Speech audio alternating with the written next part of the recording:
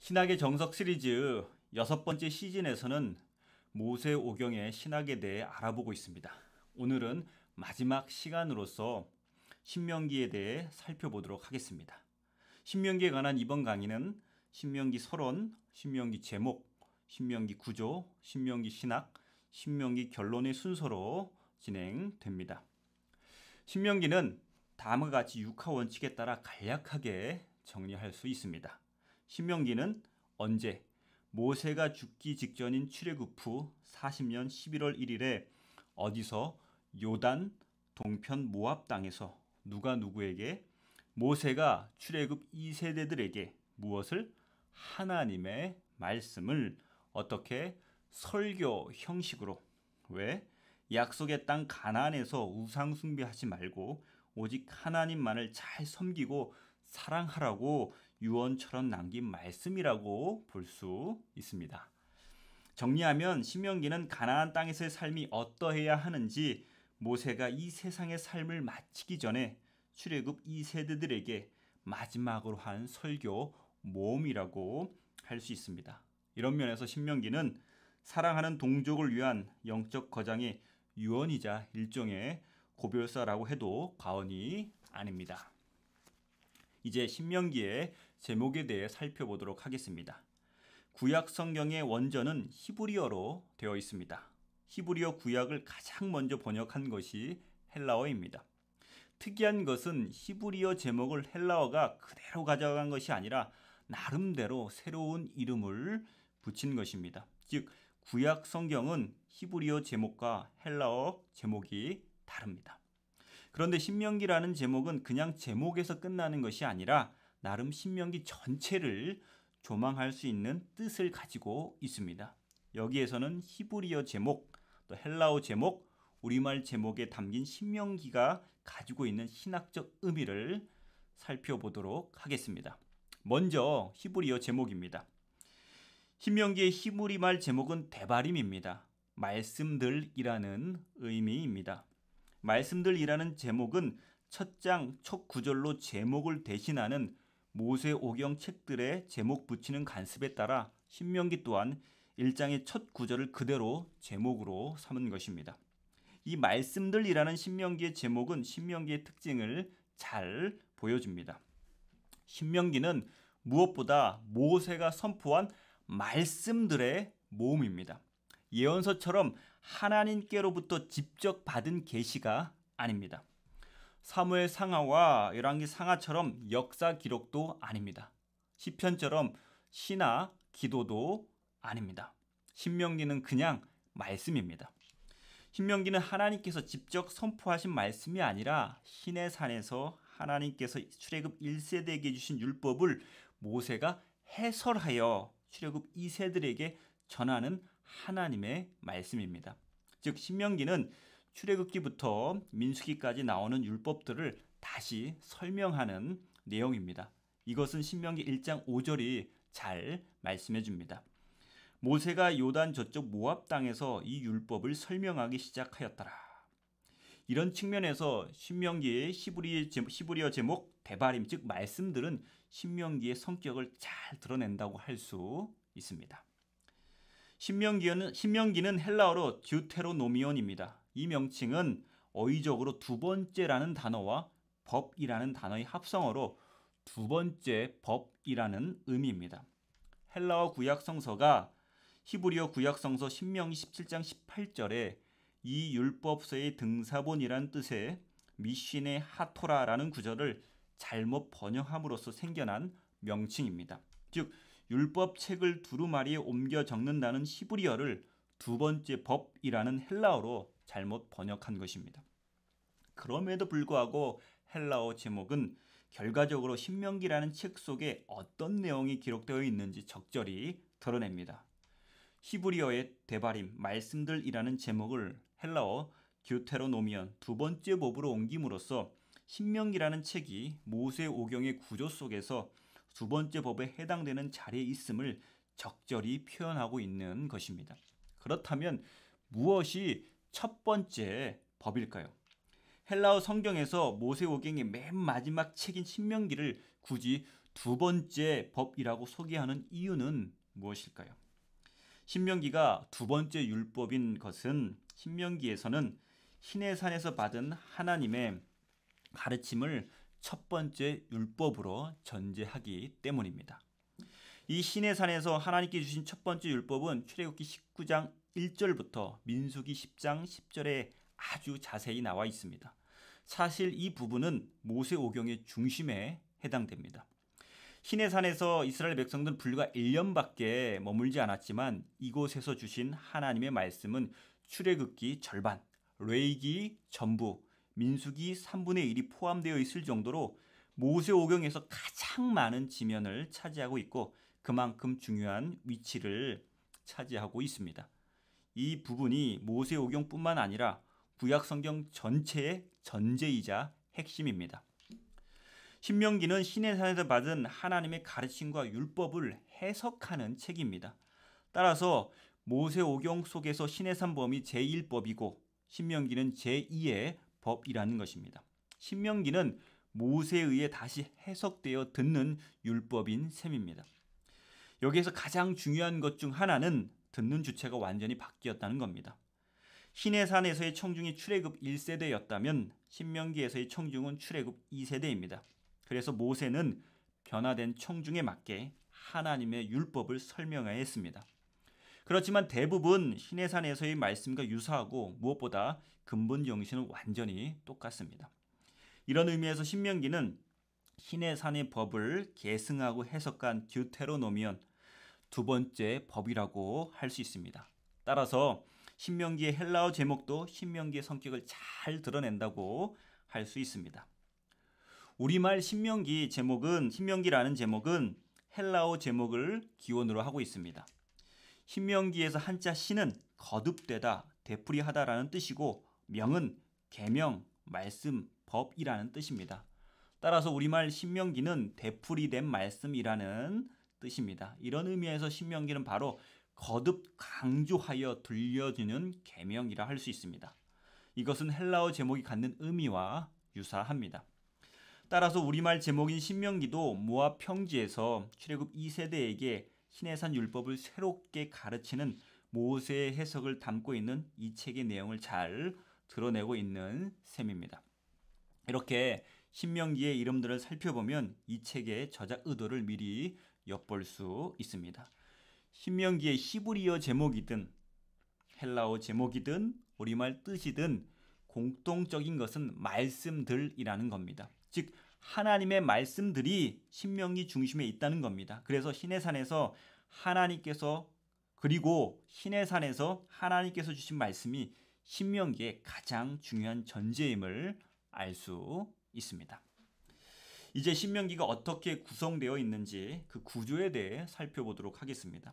앞에서 말씀드린 대로 신명기는 모세의 설교 모음 형태를 가지고 있습니다.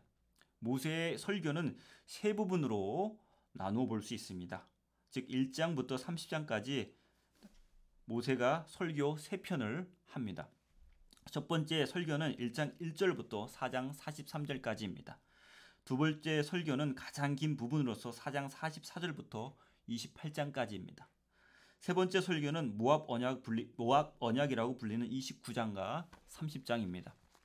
그리고 31장에서 34장은 모세의 설교 위에 나오는 부록이라 할 수 있습니다. 따라서 신명기는 모세의 설교 3편과 또 부록 이렇게 4부분으로 구성되어 있습니다. 이제 각 부분을 구체적으로 살펴보도록 하겠습니다. 첫 번째 설교는 1장 1절부터 시작됩니다. 이는 모세가 요단 저쪽 숲 맞은편에 아라바 광야 곧 바란과 도벨과 라반과 하세롯과 지사합 사이에서 이스라엘 무리에게 선포한 말씀이니라. 1장 1절부터 4장 43절까지 이어지는 모세의 첫 번째 설교는 출애굽 1세대의 지난 40년 광야 생활을 되돌아보면서 출애굽 2세대에게 하나님께서 주신 말씀과 규례를 지키는 삶을 잊지 말고 살 것을 촉구하고 있습니다. 그러면서 모세는 이스라엘 백성이야말로 큰 나라라고 말씀하고 있습니다. 4장 7절과 8절 세번역 말씀입니다. 주 우리의 하나님은 우리가 기도할 때마다 우리 가까이에 계시는 분이십니다. 이와 같은 하나님을 모신 위대한 민족이 어디에 또 있겠습니까? 오늘 내가 당신들에게 주는 이 모든 율법과 같은 바른 규례와 법도를 가진 위대한 민족이 어디에 또 있겠습니까? 모세는 이 말씀을 통해 출애굽 2세대에게 정체성을 확립시키고 있습니다. 그렇습니다. 우리가 뭔가 새로운 도전할 때나 어려움에 직면할 때 가장 중요한 것은 우리가 어떤 존재인가를 떠올리는 것입니다. 가나안 정복이라는 새로운 도전에서 출애굽 2세대에게 가장 중요한 것은 그들이 누구인가라는 정체성 확립입니다. 모세는 자신의 첫 번째 설교에서 가나안 땅으로 들어가는 출애굽 2세대들에게 역사를 기억하고 정체성을 확립하라고 권면하고 있는 것입니다. 두 번째 설교는 4장 44절부터 시작됩니다. 모세가 이스라엘 자손에게 선포한 율법은 이러하니라. 이렇게 두 번째 설교는 4장 44절부터 시작해서 28장까지 이어집니다. 가장 분량이 많은 부분입니다. 여기서 핵심 키워드는 4장 44절에 언급되어 있는 토라, 즉 율법입니다. 이 두 번째 설교에는 우리가 잘 아는 십계명, 쉐마 명령, 출애굽기와 레위기 그리고 민수기에서 한 번쯤은 접했던 여러 율법 항목들이 다시 등장합니다. 두 번째 설교는 기본적이고 원칙적인 말씀, 세부 율법 항목들, 복과 저주에 대한 말씀 세 부분으로 나누어 살펴볼 수 있습니다. 두 번째 설교의 첫 번째 부분은 4장 44절부터 11장까지입니다. 여기에서의 핵심은 5장의 십계명과 6장의 쉐마 명령이라고 할 수 있습니다. 십계명은 여러 율법 항목들 중에서 이것만은 꼭 지켜야 한다는 것을 10가지로 요약 정리한 것입니다. 십계명의 핵심은 하나님 사랑과 이웃 사랑입니다. 십계명은 다른 율법들과 달리 시대와 장소를 불문하고 영구적으로 적용될 수 있는 말씀입니다. 쉐마 명령은 6장 4절과 5절에 나옵니다. 이스라엘아 들으라. 우리 하나님 여호와는 오직 유일한 여호와이시니 너는 마음을 다하고 뜻을 다하고 힘을 다하여 내 하나님 여호와를 사랑하라. 쉐마는 들으라라는 뜻으로 십계명의 서원과 제1, 2계명의 긍정적 요약이라 할 수 있습니다. 따라서 쉐마 명령은 한마디로 오직 한 분이신 하나님을 우리의 전 존재로 사랑하라입니다. 이런 의미로 인해 쉐마 명령은 율법의 심장이라 불립니다. 즉 쉐마는 신명기의 다른 모든 가르침과 율법 항목들의 중심축이 되는 으뜸 계명입니다. 이렇게 두 번째 설교 첫 부분은 하나님을 사랑하고 섬기는 것에 대한 기본적이고 원칙적인 말씀을 십계명과 쉐마 명령을 중심으로 제시하고 있습니다. 모세의 두 번째 설교의 두 번째 부분은 12장부터 26절까지 길게 다루어집니다. 이 부분에서는 가나안 땅에 들어가서 명심하고 준수해야 할 세부적인 규례들이 삶의 여러 영역과 연관하여 다루어집니다. 그래서 12장에서 26장을 신명기 법전이라고 부릅니다. 신명기 법전의 기본적인 배경은 중앙성소 사상입니다. 이것은 하나님께서 선택하신 한 곳에서 예배를 드려야 한다는 원칙입니다. 신명기 12장은 이것을 잘 드러냅니다. 그중 한 구절을 살펴보겠습니다. 12장 14절 말씀입니다. 오직 너희 한 지파 중에 여호와께서 택하실 그곳에서 번제를 드리고 또 내가 내게 명령하는 모든 것을 거기서 행할지니라. 이 구절을 비롯한 신명기 12장은 하나님께서 정하신 한 곳에서 드려지는 예배를 중심으로 삶의 자리에서 규례와 법도들을 지켜가는 삶을 강조하고 있습니다. 우리 삶에 있어서 중요한 것은 구심점입니다. 어떤 것이 삶의 중심에 굳건하게 자리 잡을 때 삶의 다른 부분들도 원활하게 돌아갈 수 있는 것입니다. 우리 그리스도인의 구심점은 신앙입니다. 그리고 신앙의 구심점은 교회입니다. 신앙적인 측면에서 볼 때 우리 그리스도인에게 코로나19 사태의 가장 큰 위협은 신앙의 구심점인 교회에서의 생활이 많이 무너졌다는 것입니다. 교회에서 예배와 모임을 제대로 할 수 없는 상황으로 인해 그리스도인의 신앙의 구심점이 무너졌고 이로 인해 삶의 자리에서의 생활도 많이 무너졌습니다. 따라서 코로나19 사태가 빨리 해결되어야 하는 이유는 우리 그리스도인들이 교회를 중심으로 해서 신앙을 회복하고 삶을 회복하기 위해서라고 할 수 있습니다. 27장과 28장은 모세의 두 번째 설교 마지막 부분입니다. 27장에는 이스라엘 백성들이 가나안 땅에 들어갔을 때 지금까지 모세가 말씀한 하나님의 율법들과 명령들을 준행하겠다는 의식에 관한 규례가 나옵니다. 28장은 이러한 율법들과 명령들을 지킬 때에 누리는 축복과 지키지 않을 때 일어날 재앙을 소개하고 있습니다.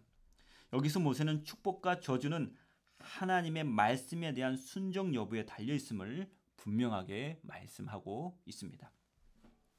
모세는 29장 1절에서 세 번째 설교를 시작합니다. 호렙에서 이스라엘 자손과 세우신 언약궤에 여호와께서 모세에게 명령하여 모압 땅에서 그들과 세우신 언약의 말씀은 이러하니라. 29장에서 30장까지 세 번째 설교는 앞의 내용들을 다시 반복하면서 약속의 땅에서 하나님께서 주신 율법들을 지켜 살라고 당부하고 있습니다. 따라서 모세의 세 번째 설교는 모세의 마지막 당부라 할 수 있습니다. 세 번째 설교의 키워드는 언약입니다. 가나안 땅에 들어가기 직전에 출애굽 2세대들이 모압 땅에서 하나님과 언약을 맺는 내용이 이 부분에 있습니다. 그래서 구약 학자들은 이 설교를 모압 언약이라고도 부릅니다. 30장 15절에서 20절은 세 번째 설교의 결론을 나타냅니다. 이 단락은 신명기의 결론이자 그리고 더 나아가 모세오경의 결론이라고도 할 수 있습니다. 특별히 세 번째 설교의 마지막 구절인 20절은 모세오경의 메시지를 한마디로 잘 정리하고 있습니다. 내 하나님 여호와를 사랑하고 그의 말씀을 청종하며 또 그를 의지하라. 그는 내 생명이시요 내 장수이시니 여호와께서 내 조상 아브라함과 이삭과 야곱에게 주리라고 맹세하신 땅에 내가 거주하리라. 모세는 이렇게 여호와 하나님을 사랑하고 그분의 말씀을 잘 듣고 그에게만 충성하라는 권면으로 모세오경을 마무리하고 있습니다. 왜냐하면 하나님을 사랑하고 그분의 말씀에 순종하는 것만이 아브라함과 이삭 그리고 야곱에게 약속하신 가나안 땅에서 잘 사는 유일한 비결이기 때문입니다. 31장부터 34장은 부록이라고 할 수 있습니다. 즉 모세의 세 번 설교에 대한 후기입니다. 여기에는 모세가 남긴 다양한 유산들을 다루고 있습니다. 구체적으로 살펴보면 31장에서 모세는 여호수아를 자신의 뒤를 이을 탁월한 후계자로 세웁니다. 그리고 가나안 땅에 들어가서는 7년마다 율법을 함께 읽는 시간을 가지라고 당부합니다. 32장은 오직 하나님만이 참 신임을 증거하는 모세의 노래를 기록하고 있습니다. 33장은 모세가 이스라엘 12지파를 위해서 축복 기도하는 내용입니다. 34장은 모세가 결국 가나안 땅을 밟지 못하고 멀리서 보기만 하고 죽는 내용을 담고 있습니다. 신명기는 다음과 같이 세 가지 중요한 신학을 가지고 있습니다. 첫째, 율법 준수 여부에 따른 축복과 저주 신학. 둘째, 선행적 은혜와 자발적 순종의 신학. 셋째, 유일신 신학입니다. 이제 위의 세 가지 신학을 자세히 살펴보도록 하겠습니다. 먼저 율법 준수에 따른 축복과 저주 신학입니다. 28장과 29장은 언약 준수의 여부에 따른 축복과 저주에 대한 말씀이 실려 있습니다. 하나님께서 주신 율법에 순종하면 복을 받고 불순종하면 저주를 받는다는 것이 핵심 내용입니다. 따라서 신명기는 율법 준수 여부에 따른 축복과 저주 신학이라고 말할 수 있습니다. 모세오경 뒤에 나오는 여호수아부터 열왕기하까지 역사서들은 신명기 28장에 나오는 축복과 저주 신학에 기반을 두고 있다고 해서 신명기 역사서라고 불립니다. 신명기 역사서의 신학적 관점들은 신명기에서 제시하는 말씀들과 유사하며 신명기 말씀들을 기준으로 역사를 평가합니다. 특별히 열왕기 상하에 나오는 남유다와 북이스라엘 왕들은 신명기 역사가의 평가를 받고 있는데 평가의 기준은 하나님 보시기에 어떤 왕이었는가입니다. 이 말은 세상적 관점에서 강대국을 만든 왕이 훌륭한 왕이 아니라 하나님께서 주신 율법을 잘 지킨 왕이 선하고 훌륭한 왕이라는 것입니다. 이러한 신명기 신학은 성도들로 하여금 말씀을 중심으로 살아가게 합니다. 그리고 사람들의 시선과 세상적 성공이 아닌 하나님께서 어떻게 생각하시느냐, 즉 하나님의 시선을 중심으로 살아가게 합니다. 하나님 앞에서의 삶을 살아가게 합니다. 여기서 중요한 것은 축복과 저주보다는 하나님께서 주신 율법 그 자체입니다. 그만큼 율법이 중요하다는 것입니다. 따라서 신명기의 축복과 저주 신학은 율법 준수의 중요성을 강조하는 신앙입니다. 율법을 준수해야 구원받는 것은 아닙니다. 그러나 율법을 준수하는 것은 우리가 하나님께서 주신 이 땅에서 축복받는 삶의 가장 기본적인 전제입니다. 그리고 구원받은 자로서 마땅히 해야 할 의무이기도 합니다.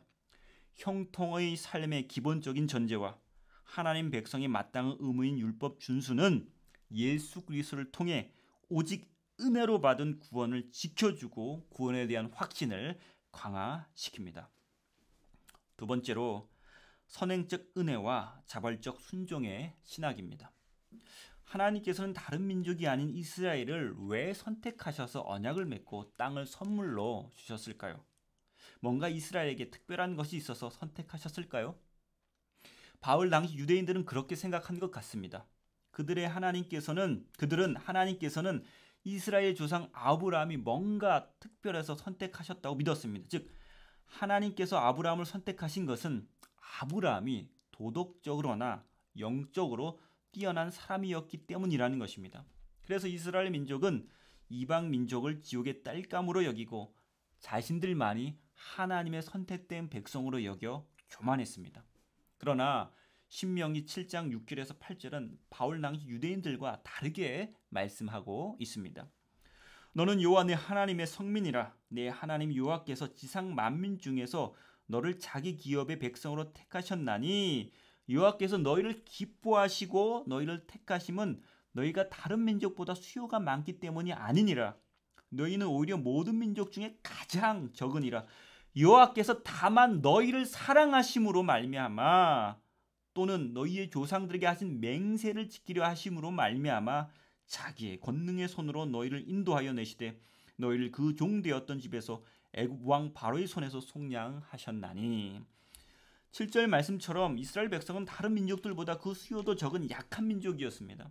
출애굽한 이스라엘 백성들이 광야에서 하나님께 수없이 원망하는 장면들은 이들이 다른 민족보다 도덕적으로 또는 영적으로 더 우월하지 않았음을 보여줍니다. 따라서 하나님께서 이스라엘 백성들을 선택하신 것은 그들이 다른 민족보다 도덕적으로 영적으로 더 우월했기 때문이 아니라는 것을 알 수 있습니다. 인구가 많고 힘이 강해서도 아닙니다. 하나님께서 이스라엘을 선택하신 것은 그들의 조상 아브람, 이삭, 야곱에게 뭔가 특별한 것이 있어서가 아닙니다. 신명기는 하나님이 이스라엘을 사랑하시어 택하셨다는 것을 말씀합니다. 이것은 아브라함 때부터 하나님께서 보여주셨고 출애굽을 통해 분명하게 알게 하셨습니다. 이스라엘 향한 하나님의 전적인 은혜와 사랑, 그들과 맺은 언약은 이스라엘의 가장 기본적이고 중요한 경험입니다. 신명기는 끊임없이 이 경험을 이스라엘 백성들에게 상기시킵니다. 그래서 이스라엘 백성은 모세의 이 말씀을 반복해서 듣고 마음판에 새기며 자발적으로 순종해야 합니다. 우리가 보통 신명기를 비롯한 구약 성경은 하나님 백성 율법 행위에 대한 강조로만 생각하는 경향이 있습니다. 그러나 이것은 잘못된 생각입니다. 율법 준수 이전에 하나님의 선행적 은혜가 있음을 신명기는 강조하고 있습니다. 그 어떤 조건도 없이 하나님께서 이스라엘 백성을 수많은 민족 중에서 선택하시고 사랑하셨다고 분명하게 말씀하십니다. 이런 하나님의 선행적 은혜를 깨달았을 때 비로소 하나님께서 주신 생명의 말씀을 감사한 마음으로 받고 또 자발적으로 그 말씀에 순종하며 살아갈 수 있는 것입니다. 이것은 신약의 신학과 완전히 일치하는 것입니다. 따라서 우리는 신명기도 복음이라고 말할 수 있습니다. 마지막으로 유일신 신학입니다. 앞에서 살펴본 십계명과 세마 명령은 신명기뿐만 아니라 구약 성경 전체의 핵심이자 정수라고 할 수 있습니다. 신명기의 제1계명은 나 외에는 다른 신들을 내게 두지 말지니라 입니다. 그리고 쉐마는 이스라엘아 들으라, 우리 하나님 여호와는 오직 유일한 여호와이시니라고 시작합니다. 십계명과 세마 명령을 통해 우리가 알 수 있는 것은 신명기는 유일신 신학을 철저하게 강조한다는 것입니다. 신명기가 이렇게 유일신 신앙을 매우 강조하는 배경에는 이스라엘 백성이 약속의 땅으로 받은 가나안 땅 때문입니다.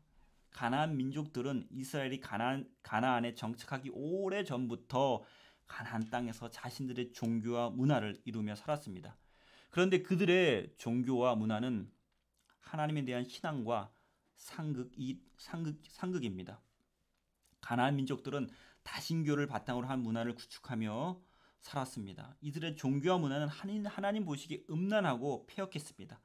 이스라엘 백성이 가나안 땅에 들어가면 이런 종교와 문화와 접촉이 일어날 텐데 가나안 민족의 삶에 동화되든지 아니면 영적 투쟁을 통해 승리하든지 양자택일의 선택을 해야 했습니다. 신명기는 이러한 종교적 문화적 충돌을 예상하며 선택의 기로에 선 이스라엘을 향해 오직 여호와 하나님의 신앙을 가지고 이런 영적 위기를 잘 극복하라고 독려하였습니다. 가나안의 다신교 사회에서 이스라엘이 생존할 수 있는 유일한 방법은 한 분이신 하나님을 섬기는 길밖에 다른 선택이 없었으므로 다른 어떤 신학보다 여호와가 한 분 하나님이심을 신명기는 강조하였습니다.